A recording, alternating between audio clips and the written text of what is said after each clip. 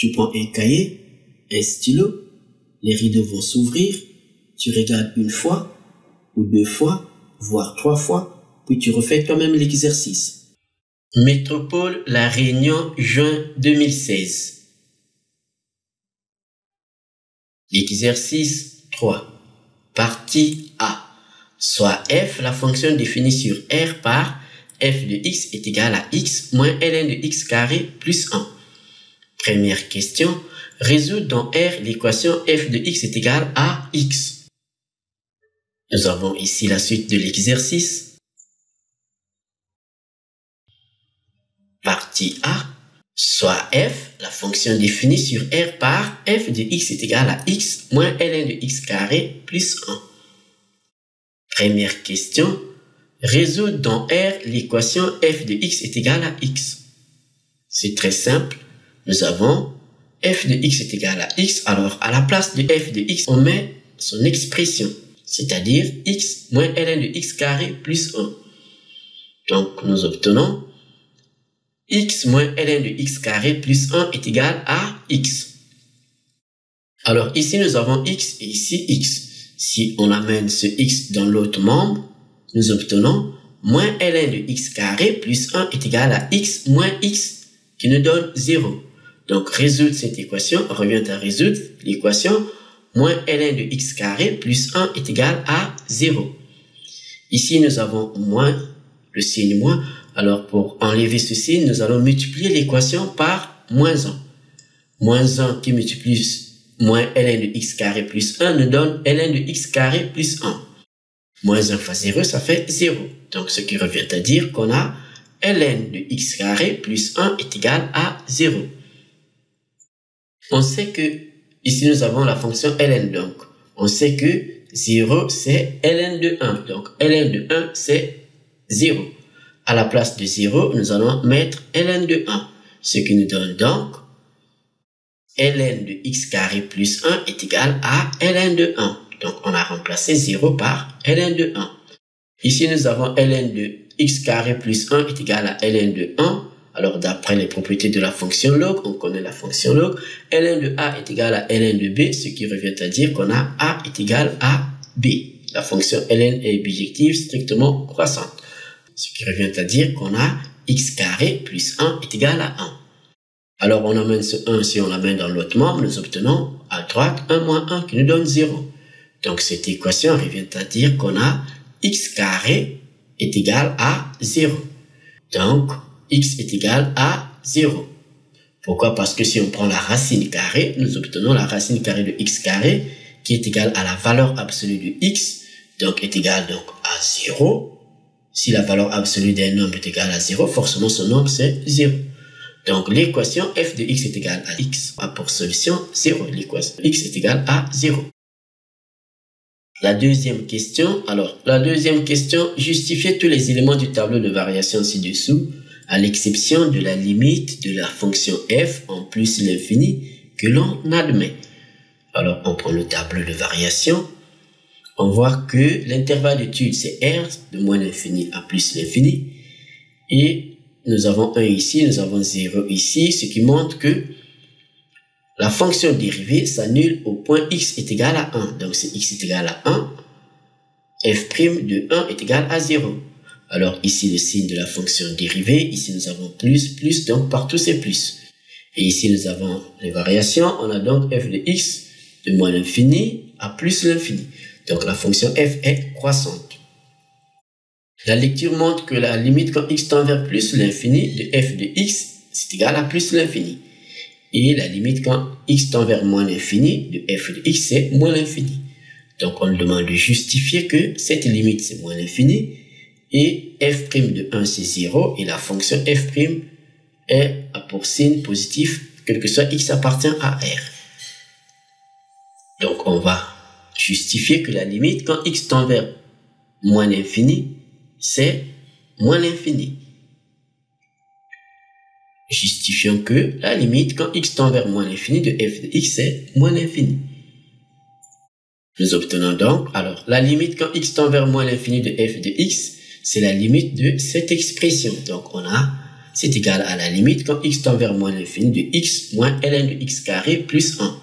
On peut donc séparer, ce qui nous donne donc la limite quand x tend vers moins l'infini de x moins la limite quand x tend vers moins l'infini de ln de x carré plus 1.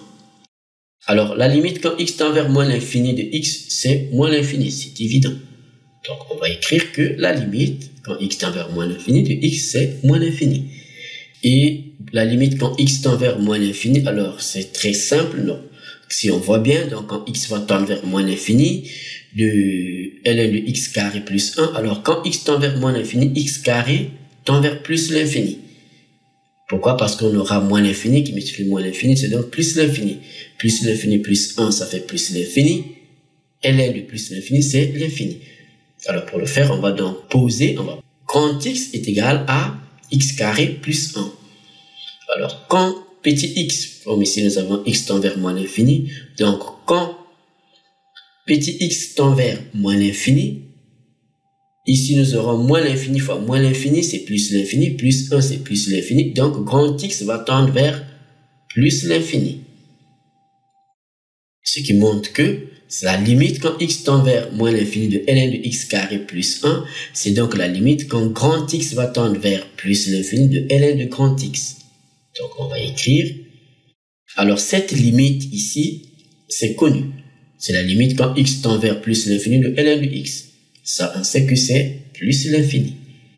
Alors au final, nous avons donc la limite quand x tend vers moins l'infini de f de x, qui est égal à la limite quand x tend vers moins l'infini de x moins la limite quand x tend vers moins l'infini de ln de x carré plus 1.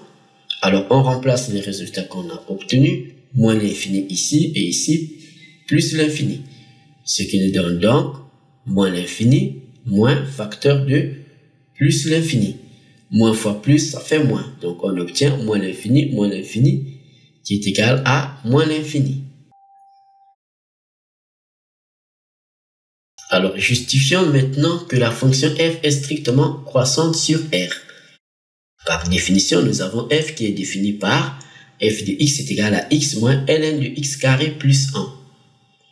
Alors, la fonction f ici, c'est une fonction qui est dérivable sur R. Pourquoi? Parce que, alors, on peut le préciser clairement, étant donné que nous avons le tableau de variation qui nous montre bien que la fonction f est dérivable, mais on peut le préciser ici.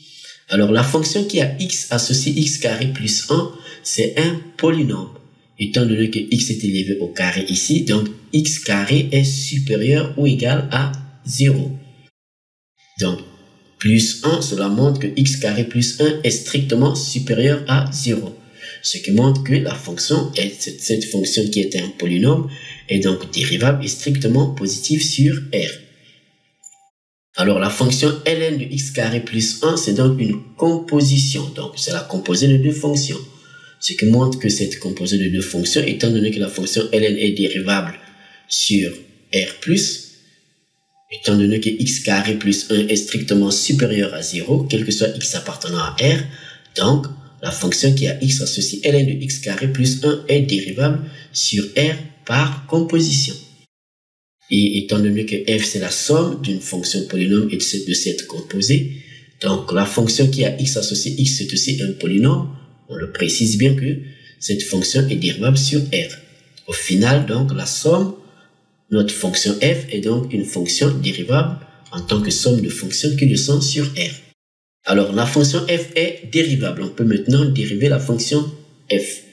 Donc, la dérivée f' de x, c'est donc, on va écrire f' de x, c'est donc, alors on va dériver x et on va dériver ln de x carré plus 1. La dérivée de x c'est 1, la dérivée de ln de x carré plus 1, alors ici c'est une fonction composée, donc c'est comme la dérivée de ln de u. La dérivée de ln de u, ça on sait que c'est u' sur u. U ici c'est x carré plus 1, donc c'est la dérivée de ln de x carré plus 1, c'est donc la dérivée de x carré plus 1 sur x carré plus 1. Donc, on va écrire que c'est 1 moins la dérivée de x carré plus 1 sur x carré plus 1. La dérivée de 1, c'est 0. La dérivée de x carré, c'est 2x. Ce qui nous donne donc 1 moins 2x sur x carré plus 1. Alors, ici, on met le tout au même dénominateur. Donc, on va multiplier 1 fois x carré plus 1 le tout moins 2x, le tout sur x carré plus 1. Ce qui nous donne donc x carré plus 1 moins 2x sur x carré plus 1. Alors, on va mettre moins 2x au milieu. Nous obtenons donc x carré moins 2x plus 1 sur x carré plus 1. Alors, ici, nous avons une identité remarquable. On a x carré moins 2x plus 1. Alors, 1, c'est 1 fois 1, donc 1 au carré. Ce qui montre qu'on a l'identité remarquable a carré moins 2ab plus b carré. On sait que a carré moins 2ab plus b carré, c'est a moins b, le tout au carré. A ici, c'est x et b, c'est 1. Donc, ce qui nous donne x moins 1, le tout au carré. Nous obtenons donc x moins 1 au carré sur x carré plus 1. Nous avons ici donc la fonction dérivée. On peut maintenant étudier le signe de cette fonction dérivée. Donc, signe de la dérivée. Donc, nous avons eu comme dérivée f' de x, c'est x moins 1 au carré sur x carré plus 1. Nous allons faire appel au tableau de variation. On nous demande donc de justifier. Alors, le signe de la fonction dérivée, c'est plus, quel que soit x appartenant à R sur tout R.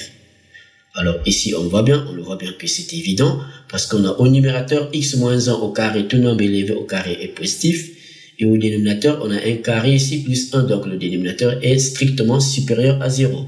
Par contre, le numérateur, x peut prendre la valeur 1, donc on aura 0, ce qui montre que au numérateur, on a x moins 1 au carré est supérieur ou égal à 0. Donc, on va écrire que pour tout réel x carré plus 1 au dénominateur est strictement positif et le numérateur est supérieur ou égal à 0. Donc, la dérivée f' qui est égale à x moins 1 au carré sur x carré plus 1 est donc supérieure ou égale à 0, quelle que soit la valeur prise par x. Donc, on conclut que la fonction f est donc strictement croissante sur R. Donc, quel que soit x appartenant à R, nous obtenons ici, le signe c'est donc plus. Et ici, nous avons bien la fonction qui est strictement croissante. Il ne reste à justifier que f' de 1 c'est 0. Alors, justifions que f' de 1 c'est 0. Ou encore, l'équation f' de x est égal à 0 admet 1 comme solution. Donc, on va résoudre l'équation f' de x est égal à 0 si on trouve que ce 1 c'est justifié.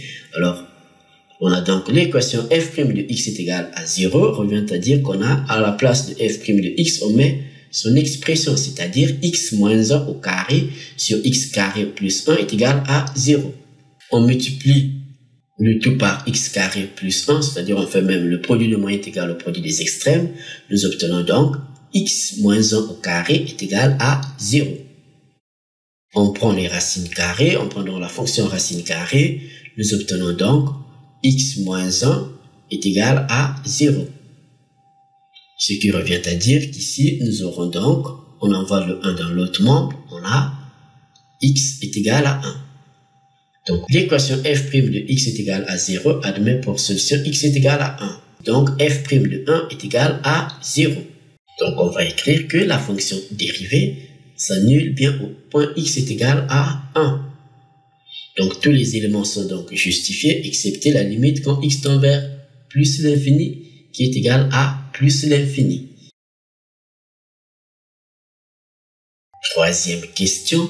Montrez que pour tout réel x appartenant à l'intervalle fermé de 0 à 1, f de x appartient à l'intervalle fermé de 0 à 1.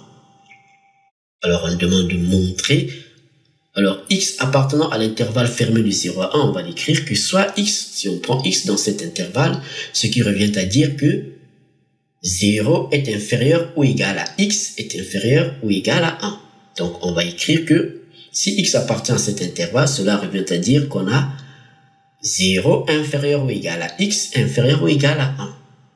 Alors, on vient de voir que la fonction f est une fonction qui est strictement croissante. Donc, en prenant l'image par la fonction f, l'inégalité ne va pas changer de sens. Donc, nous obtenons f de 0 est inférieur ou égal à f de x est inférieur ou égal à f de 1. Donc, on va calculer f de 0 puis f de 1. Par définition, nous avons la fonction f qui est définie par f de x est égal à x moins ln de x carré plus 1. Donc, f de 0, on remplace x par 0, nous obtenons f de 0 est égal à 0 moins ln de 0 au carré plus 1. 0 au carré, c'est 0, donc plus 1, ça fait 1. Donc, ln de 1, on sait que c'est 0. Donc, ça fait 0 moins 0 qui est égal à 0. On va écrire donc, ça fait 0 moins ln de 0 plus 1. Donc, ça fait moins ln de 1, ça fait donc 0. On va maintenant calculer f de 1. Donc,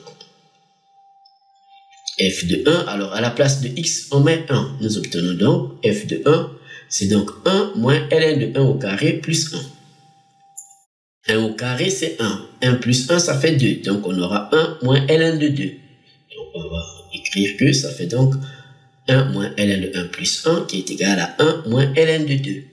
Alors, si on prend la calculatrice, cela nous donne à peu près 0,31. On constate que 0,31 est bien inférieur à 1. Donc, on va écrire que c'est strictement inférieur à 1. Donc, nous avons ici f de 0 inférieur ou égal à f de x inférieur ou égal à f de 1. Donc, on va écrire que, puisqu'on a calculé f de 0 et f de 1, f de 0, on a trouvé c'est 0. Donc, si nous remplaçons, nous obtenons 0 inférieur ou égal à f de x inférieur ou égal à 1 moins ln de 2.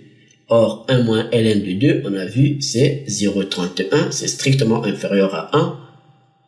Donc, on voit bien que si on prend x dans l'intervalle fermé de 0 à 1, on a donc f de x est compris entre 0 et 1. Donc, f de x appartient aussi à l'intervalle fermé de 0 à 1. Quatrième question. On considère l'algorithme suivant. Nous avons ici l'algorithme. Les variables sont donc n et a qui sont des entiers naturels. En entrée, nous avons l'instruction saisir la valeur de a. Et au niveau du traitement, nous avons n prend la valeur 0. Donc, au niveau du traitement et à l'initialisation, on a initialisé n à 0. Puis nous avons l'instruction tant que n moins ln de n carré plus 1 strictement inférieur à a, n prend la valeur n plus 1. Donc, on incrémente n. La condition d'arrêt, donc c'est le contraire, c'est n moins ln de n carré plus 1 supérieur ou égal à a. Fin de l'instruction tant que, puis à la sortie, on affiche n. La question, petit a, que fait cet algorithme? Alors, tant que n moins ln de n carré plus 1 est inférieur, strictement inférieur à a, on continue à exécuter, on rentre dans cette boucle, on continue à exécuter ici l'instruction n prend la valeur n plus 1. Donc, n va passer de 0 à 1, à 2, à 3, et ainsi de suite. Et dès que la condition d'arrêt sera atteinte, donc, cette condition ne sera plus satisfaite, c'est la condition d'arrêt qui sera satisfaite. En ce moment, on sort de la boucle. Donc, on sort de la boucle, puis on affiche la valeur de n. Donc, on va dire que cet algorithme affiche alors la valeur de n. Cette valeur, c'est la première valeur telle que n moins ln de n carré plus 1 est supérieur ou égal à a. Donc, c'est le plus petit entier naturel n tel que f de n est égal à n moins ln de n carré plus 1 supérieur ou égal à a. Quatrième question petit b. Déterminer la valeur de n fournie par l'algorithme lorsque la valeur saisie pour a est 100. Donc, on sait que cet algorithme affiche la valeur de n telle que f de n, c'est-à-dire c'est la plus petite valeur, le plus petit entier naturel n tel que n moins ln de n carré plus 1 est supérieur ou égal à a. A ici, c'est 100. Ce qui montre qu'on aura donc à résoudre l'inéquation n moins ln de n carré plus 1 supérieur ou égal à 100.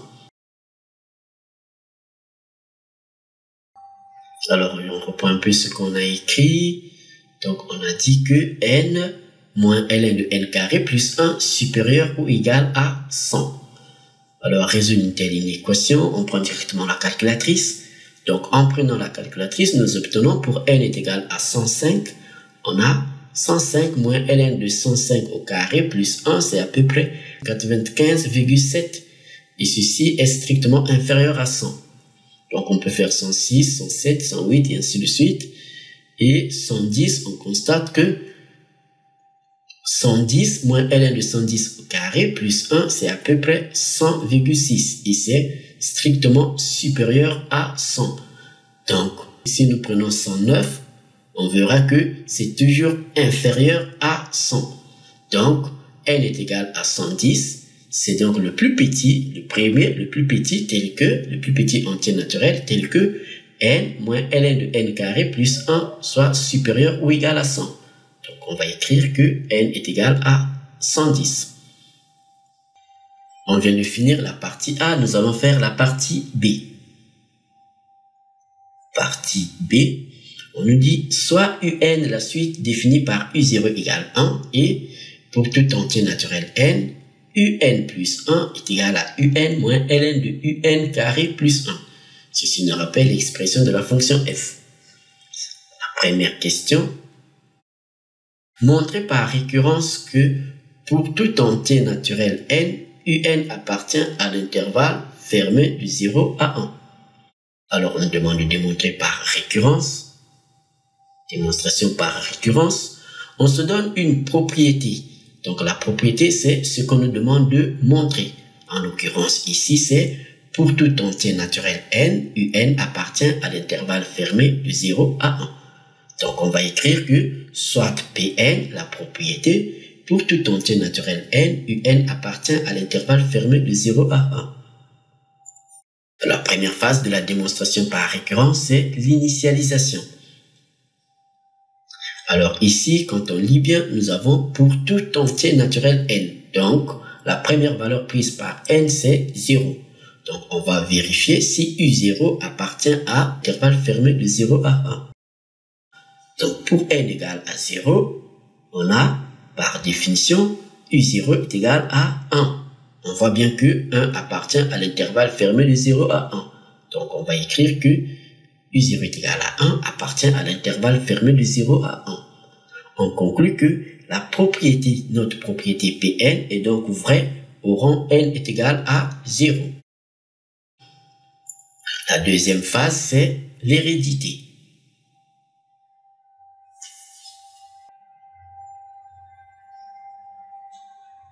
La deuxième phase, c'est l'hérédité. Alors ici, on suppose maintenant que la propriété Pn est vraie jusqu'au rang n plus grand que 0. C'est-à-dire qu'on va donc supposer que jusqu'à un certain n étant toujours plus grand que 0, tous les un appartiennent à l'intervalle fermé de 0 à 1. Et on va montrer qu'elle est vraie au rang suivant, c'est-à-dire que cette propriété est héréditaire. Donc on va montrer qu'elle est vraie au rang suivant, c'est-à-dire on va montrer que un plus 1 appartient à l'intervalle fermé de 0 à 1. Donc on va écrire, c'est-à-dire que un plus 1 appartient à l'intervalle fermé de 0 à 1. Par définition, on sait que notre suite un est définie par son premier terme u0 qui est égal à 1 et par la relation de récurrence un plus 1 est égal à un moins ln de un carré plus 1. Alors d'après la question 3 de la partie A, nous avons vu que en prenant x dans l'intervalle fermé de 0 à 1, f de x se trouve aussi dans l'intervalle fermé de 0 à 1. Alors, puisque ici nous avons notre hypothèse de récurrence ici, un appartient à l'intervalle fermé de 0 à 1. Donc, d'après la question 3 de la partie A, forcément f de un appartient à cet intervalle. On va écrire que, alors, puisque un appartient à l'intervalle fermé de 0 à 1, donc, d'après la question 3, c'est déjà résolu, f de un appartient à l'intervalle fermé de 0 à 1. Par définition, on sait que la fonction f est définie sur R par f de x est égal à x moins ln de x carré plus 1. Donc, f de un, c'est donc un à la place de x, on met un. Donc, on a un moins ln de un carré plus 1. Or, d'après la définition de notre suite un plus 1 est égal à un moins ln de un carré plus 1. Donc, cette expression n'est rien d'autre que un plus 1. Donc, on va écrire que ceci est égal à un plus 1. Alors, puisqu'ici, f de un appartient à l'intervalle fermé de 0 à 1, donc, un plus 1 appartient à l'intervalle fermé de 0 à 1. On conclut que La propriété Pn est donc vraie au rang n plus 1. La dernière étape, c'est la conclusion. Donc, on va conclure. On a vu que la propriété Pn est vraie au rang n est égal à 0.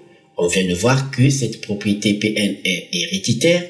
Donc, pour tout entier naturel n, Un appartient bien à l'intervalle fermé de 0 à 1. Deuxième question, étudier les variations de la suite UN. Alors, on précise que la suite UN est définie par son premier terme U0 et par la relation de récurrence pour tout entier naturel n, UN plus 1 est égal à UN moins ln de UN carré plus 1. Donc, les variations, on va donc calculer la différence UN plus 1 moins UN. Nous aurons donc UN plus 1 moins UN est égal à, alors à la place de UN plus 1, on remplace par son expression, puis on fait moins UN. Donc nous obtenons UN moins ln de UN carré plus 1, c'est-à-dire UN plus 1 moins UN cette fois-ci. Donc on peut maintenant simplifier UN et moins UN. Donc UN moins UN ça fait 0, ce qui nous donne donc, on a moins ln de UN carré plus 1. Donc les variations de la suite UN consistent à chercher est-ce que UN plus 1 moins UN est supérieur ou égal à 0 ou inférieur ou égal à 0, ce qui revient à étudier le signe de l'expression de UN plus 1 moins UN. Donc étudions donc le signe de moins ln de UN carré plus 1. On va étudier le signe. Alors, on a vu que à la question 1 de la partie B, on a vu que, quel que soit l'entier naturel n, UN appartient à l'intervalle fermé de 0 à 1.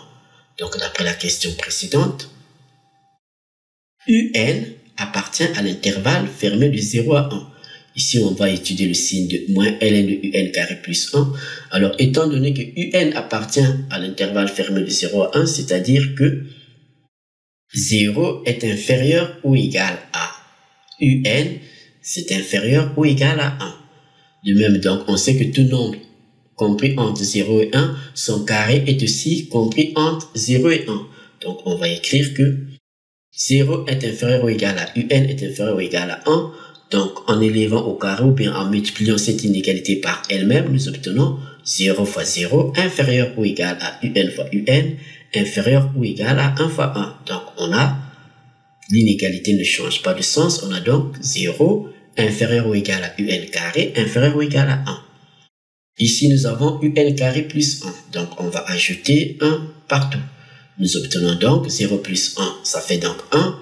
UN au carré plus 1 ici. Et ici, 1 plus 1, ça fait 2. Donc, on a 1 est inférieur ou égal à UN carré plus 1 inférieur ou égal à 1 plus 1 qui nous donne 2. Donc, on va écrire qu'on a 1 inférieur ou égal à UN carré plus 1 inférieur ou égal à 2. Alors, ici, nous avons ln, la fonction ln. Donc, on va prendre l'image par la fonction ln. On sait que la fonction ln est une fonction qui est strictement croissante. Donc, en prenant l'image par la fonction ln, les inégalités ici ne vont pas changer de sens. Donc, on va écrire que, puisque la fonction ln est croissante, donc, en partant de cette double inégalité, donc les images par la fonction ln, ici donc, les inégalités ne changent pas de sens, nous obtenons ln de 1 est inférieur ou égal à ln de UN carré plus 1 inférieur ou égal à ln de 2. Alors, ln de 1, on sait que c'est 0. Donc, ce qui revient à dire qu'on a 0 inférieur ou égal à ln de UN carré plus 1 inférieur ou égal à ln de 2. Alors, ici, nous avons moins ln de UN carré plus 1. Par contre, au milieu, ici, nous avons ln de UN carré plus 1. Donc, pour avoir moins, il faut multiplier le tout par moins 1. En multipliant cette double inégalité par moins 1, les inégalités changent de sens. Donc, nous obtenons moins 1 fois 0, ça fait 0. Alors, ici, ça devient supérieur ou égal à moins ln de UN carré plus 1 supérieur ou égal à moins ln de 2. Donc, on a 0 supérieur ou égal à moins ln de UN carré plus 1 supérieur ou égal à moins ln de 2. Alors, ici, au milieu, nous avons donc notre différence UN plus 1 moins UN. Donc, on va écrire qu'on a 0 supérieur ou égal à un plus 1 moins un supérieur ou égal à moins ln de 2.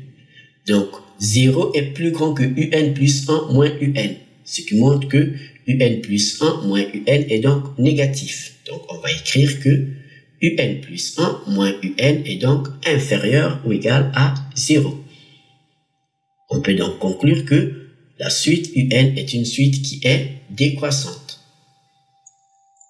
Troisième question. Montrer que la suite un est convergente. Alors ça c'est très facile. Nous venons de voir que la suite un est une suite qui est décroissante. Et ici, d'après la première question de la partie B, pour tout entier naturel n, les un sont dans l'intervalle fermé de 0 à 1. Ce qui montre que la suite un est une suite bornée, minorée par 0, majorée par 1. Et cette suite est décroissante.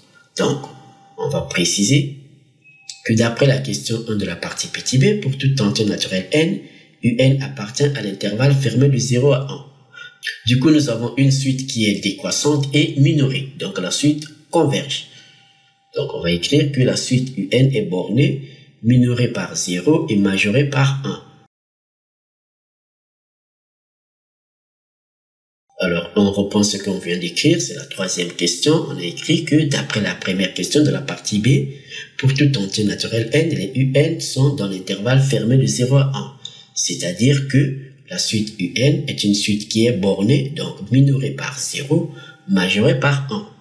Alors, on vient aussi de voir à la question précédente que la suite un est une suite qui est décroissante.